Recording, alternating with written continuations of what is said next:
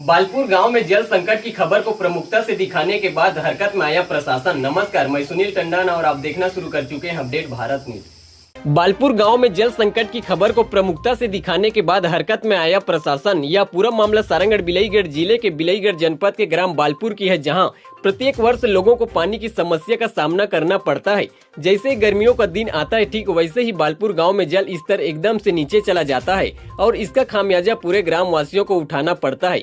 इसी समस्या को लेकर गांव के सैकड़ों ग्रामीण कलेक्टर दफ्तर पहुंचे हुए थे, जिसके बाद तत्काल कलेक्टर साहब ने संबंधित पीएचई विभाग के अधिकारियों के संज्ञान में डाला गया।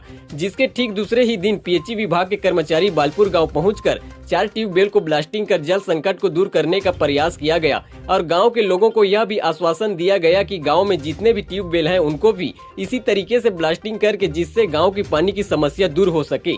देखें सारंगढ़ से ब्यूरो रिपोर्ट।